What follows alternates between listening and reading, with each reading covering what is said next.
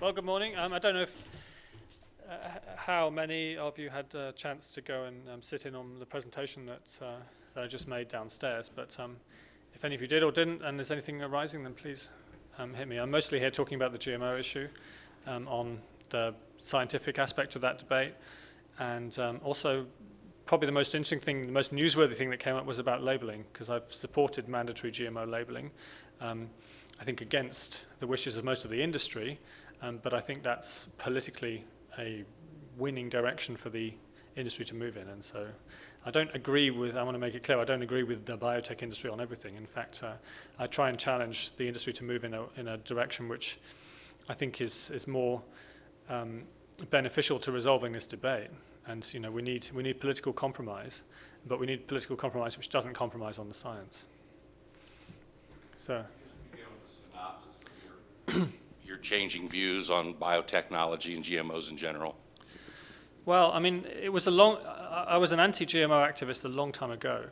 It was in the mid to late 1990s that I was one of those out in the fields destroying the crops, you know, macheteing down fields of corn and such like.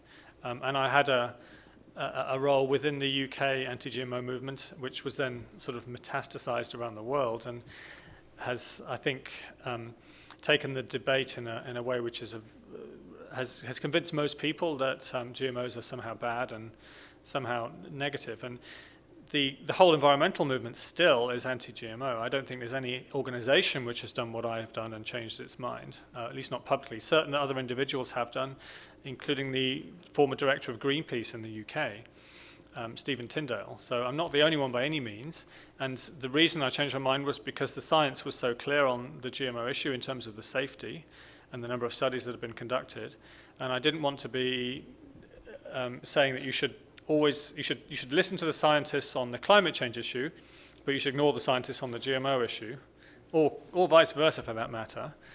You need to be consistent, I think, on sharing, on agreeing with the scientific community if there's a very high level of consensus on this. And that is really the case. And it's because I'd written books on climate change that I spent a lot of time saying you must listen to the scientific consensus. 97% of the scientific publications agree that the human-caused global warming is real. You can't then say, well, but you should ignore the other 97% that agree that GMOs are safe. And so that was, for me, that was the real turning point. Anything else? Social media. A lot of our farmers ask, like, how can they combat some of the myths that are out there? Can you offer any advice on how they should go about those conversations? My only advice to farmers would be to actively use social media, because I think it is probably the most effective tool that you have, and it's a new tool to reach consumers directly. And I think that farmers are a credible and trusted voice in this debate. You know, you have direct grassroots experience of growing food. So why not tell people about the challenges that you face? And it's not just GMOs. You need to explain why you need crop protection. Like, why is it that you have to? Okay, you do have to sometimes use herbicides or insecticides, or why is it you have to use nitrogen fertilizers, because if you don't, then your yield will go down and crops productivity will be lower and food will be more expensive. People don't intuitively understand these things, because the myth that modern agriculture is just bad and evil and that farmers spray pesticides because they want to poison the land, I think probably a huge number of people believe that because it's a myth that's been sold to them by the natural foods industry. And so there's a lot of people making money out of demonizing conventional farming, and Chipotle would be a good example. So, could you explain, first of all, why you opposed GMOs in the first place, and what changed for you in the process of your turnaround in your attitude? I opposed GMOs because I saw I thought that the technology was environmentally damaging. And the reason for that was because the first trait that I found out that heard about was herbicide tolerance. And herbicide tolerance is still the original sin of the biotech industry, as I would call it, because it was news to me that farmers could spray herbicides and only the crop would survive. And obviously that's awful. It's chemical monoculture. It's the absolute opposite of sustainable farming in my mind. And so I think that was it, really. There was this perfect storm of Monsanto, plus Roundup, plus herbicide tolerance, plus the unnaturalness of transgenic technology in general, which I think people were opposed to. All of that meant that this was something we were absolutely determined to block. And my change of mind came really a long time after that, when it began to dawn on me that the issue was more complicated, that there were other GMO traits out there, that the science said that there was no safety concern about the use of the technology. And as I said earlier, because I was so invested in being pro-science on the climate change issue, I couldn't be anti-science on the GMO issue, and still expect to be taken seriously by the scientific community or as a representative of the scientific community in some ways. I'd had this award given to me by the Royal Society for the best science book in 2007 on the climate change issue. And then a year later, I'm still writing anti-GMO screeds. And all the comments underneath were saying, this guy, there's no science in this. This guy doesn't know what he's talking about. And most people would shrug that off, but I actually took that to heart because I really cared about being seen as somebody who had the support of scientists. You alluded to the labeling issue with GMOs. How do we balance the desire by a lot of consumers to know more details about their food, and then at the same time though trying to really educate them of the value of GMOs? Well, I think your question implies the answer. You educate people on the value of something by giving them the information for why it's valuable. And so the industry position, and that's evolved a little, but the industry position of being apparently against transparency and of not wanting to have mandatory disclosure of GMO ingredients doesn't play to increasing people's access to information. In fact, it's the reverse. It looks like you're against transparency and you're trying to hide the presence of your product in people's food. Now, why would that increase anyone's trust?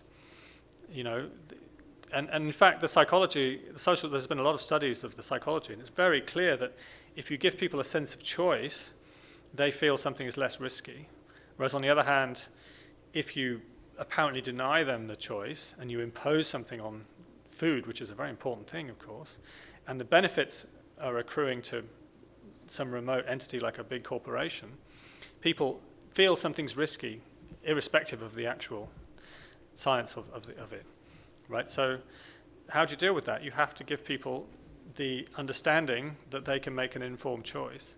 And that's why I support mandatory labeling, because I think you have to drag the food industry kicking and screaming into doing this, because they're not going to do it uniformly otherwise. And so any company that voluntarily labels could then be singled out, and that's by the activists potentially. Whereas once we've got labeling across the board, the activists have nowhere to go. They can't then call for a ban, which is what they really want, because that's then denying choice. They say they want choice. They can't say take this stuff off the shelves. You have to let consumers decide. Once it's labeled, you let consumers decide. You let farmers decide what to grow. You let consumers decide what to buy. And the market can operate through proper information all the way through. So mandatory labeling is a political compromise because there's no scientific justification for it. But when enough people consider this to be an issue, I think you have to move. So, but like you mentioned, Chipotle, they're very adamant about anti-GMOs in their marketing campaign. I mean, that skews the whole equation, doesn't it? Well, and if Campbell Soup Company had done what Chipotle did and excluded GMO ingredients from all of their products, that would have been a very worrying development. But you notice they didn't this last week. They mounted a very stout defense of the need to have GMOs in their statement. They said the science is clear, they said it's better for the environment, But they have pledged to well, not only do they support mandatory labeling, they've withdrawn from the GMA efforts on that, but they also pledged to do it voluntarily across their whole product line as well, and probably in time for the Vermont law to come into bearing. And I think that's exactly the right position to take, because they're putting their whole corporate brand on the line for this. So rather than telling somebody else to do something, they're actually making that commitment. And I think that, and by the way, they've trialed this already. They had this website called what'sinmyfood.com, where you could already find out what the GMOs are in their chicken soup or whatever. And they found out that the sky didn't fall in, and actually this had no impact at all on people's purchasing decisions. But it at least gets the labeling issue out of the way and stops the possibility that they could be demonized for hiding GMO products in their foods. So. The advances in biotechnology that we keep hearing about that are going to enable products to get from research to the marketplace a lot faster than we've been accustomed to. What kind of impact do you think that's going to have on the marketplace? I would love to see a speeding up of the product chain. One of the things I find most depressing is that I work with a lot of scientists and a lot of scientific institutions, and the end point for them is publishing a paper about a GMO research project. And this is particularly the case in Europe, where you do have a de facto ban maintained across most countries. And it makes it incredibly difficult for scientists to envisage how their product could ever be used. In the UK, we have scientists at Rothamsted Research who published on how they can get omega-3 fish oils into oilseed crops. They used camelina at this stage, and it works very well. And so you don't then have to go and harvest all of these products out of the sea and contribute to overfishing. You could grow feedstuffs for the salmon industry, for the farm salmon industry on land. Huge advance in sustainability, that potentially. But how are you going to get this out to farmers? And there's innumerable other examples as well. And it concerns me more in Africa than anywhere. I've been in Uganda and Kenya recently. In Kenya, they have an explicit ban on GMOs at the moment, on imports, but that affects everything. In Uganda, they haven't been able to pass a Biosafety Act in Parliament because the antis are against that. And that means farmers don't then have a legal framework to take, or regulatory framework to take the crops out to farmers. So the activists, their ideal situation is to block for as long as possible. Delay is their strategy. Because for them, a delay is as good as a ban. It means something's not happening. And it's very difficult for scientists, because the longer that these things get delayed, the less people believe in their potential as well. Because then Greenpeace turns around and says, these GMOs have delivered nothing over the last 20 years. Like, well, you blocked it. This circular reasoning, but it's actually quite effective.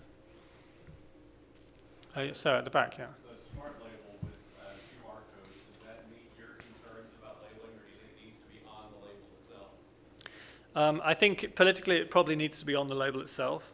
Not in black and yellow as a skull and crossbones. There has to be some way that the disclosure can be there on the label.